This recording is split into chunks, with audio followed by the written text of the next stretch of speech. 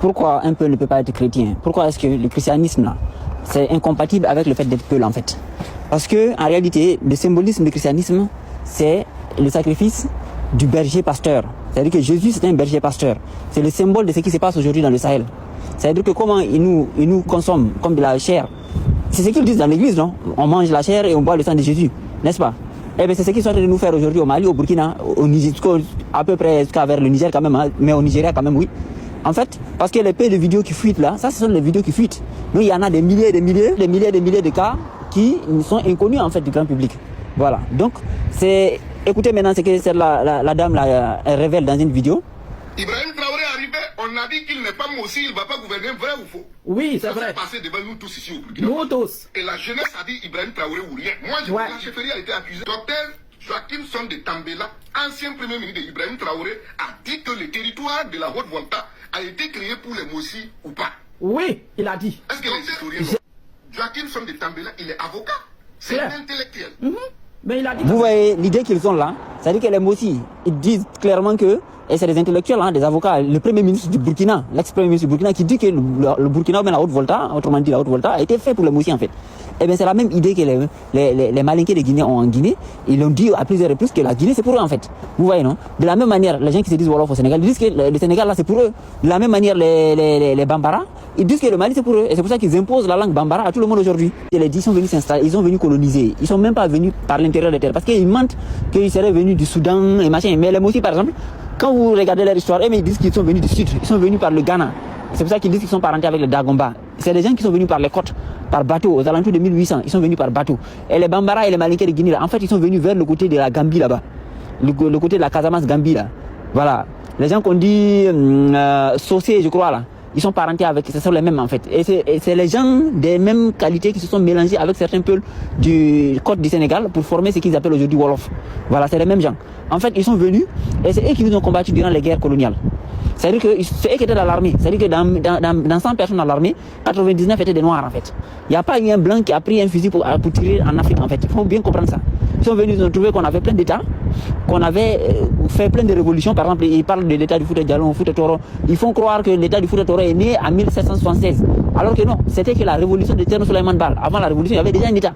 Au Fouta Djallon, en 1725, c'était la révolution. Mais quand on dit révolution, ça veut dire qu'il y avait déjà un État. Vous voyez, non? Donc, en fait, on a fait que des révolutions aux alentours du 18e siècle. On a fait, à partir de 1700, on a fait plein de révolutions. Mais en réalité, on avait déjà des États.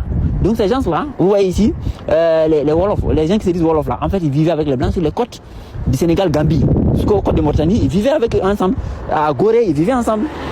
Et tous les gens qui nous ont combattus, généralement, c'était des hybrides. Vous voyez, non, comme le Roger de Semé là, les chefs militaires. Voilà, René Victor Bankal, lui aussi c'était un truc, un capitaine d'Espahi, qui était un hybride, un métis. Voilà, Paul Hall qui a combattu à la Jumata, c'était un métis aussi. Et le gars là, comment on appelle ça, le gars, l'abbé Boala, c'est lui qui a menti pour dire que le mot Sénégal viendrait de Sunugal. Ce qui est faux. Même le gars qui a dénoncé les anciens tirailleurs là, Tidjane, l'ancien, c'est pas ministre là, Tidjane Thiam là, il a bien dit dans une de ses vidéos qu'en fait, dire que le mot Sénégal vient de Sunugal, ça n'a aucun sens en fait, c'est faux. Voilà, tout ça c'est des inventions en fait pour cacher l'histoire, pour prendre le contrôle. Donc quand ils nous ont vaincus, vous voyez Macron avec les descendants des Signares qui posent, ils sont contents.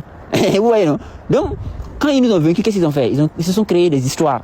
Donc l'Empire Manding, Royaume Congo, Empire Mossi, les rois Mossi là, il n'y a aucune trace des rois Mossi avant 1890, avant 1890, il n'y a aucune trace d'aucun roi Mossi en fait.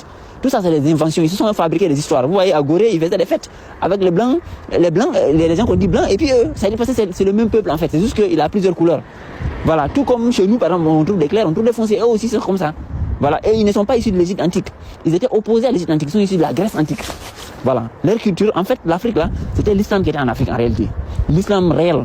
Mohamed n'a fait qu'une révolution de l'islam, c'est-à-dire qu'il a introduit l'islam au Moyen-Orient.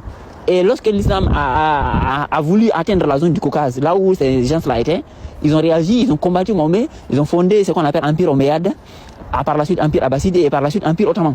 Et quand ils ont vaincu, ils sont venus en Afrique. C'est eux qui ont combattu Samouri par exemple.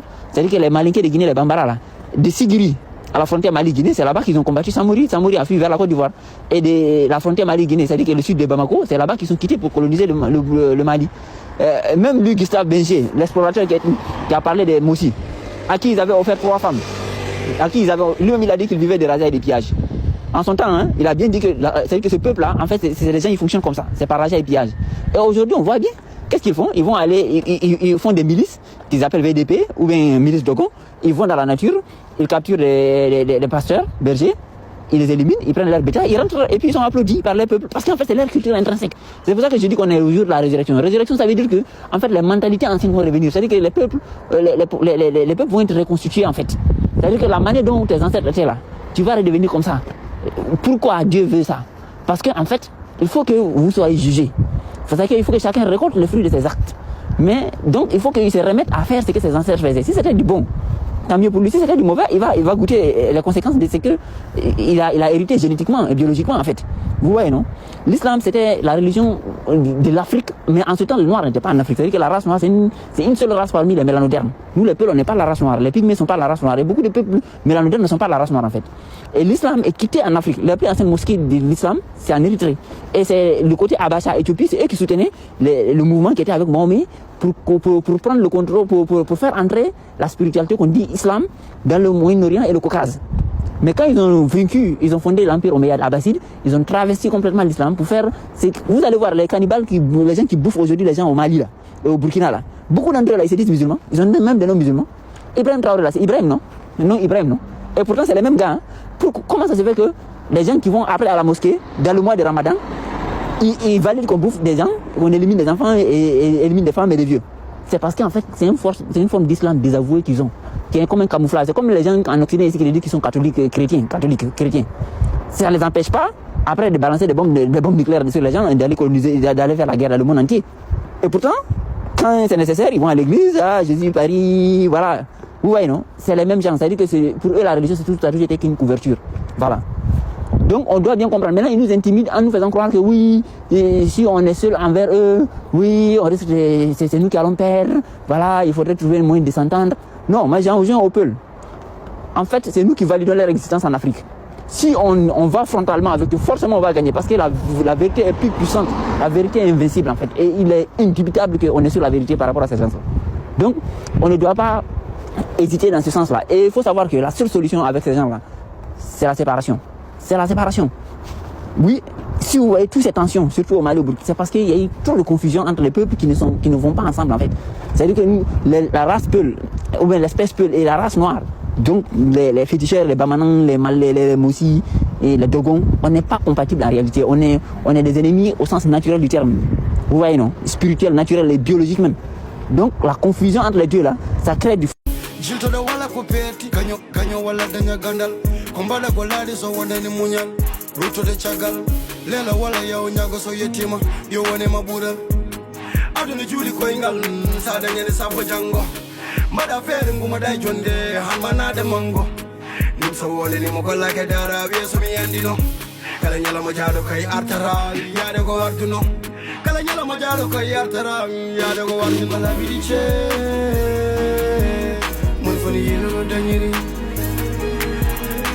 Mama mendebe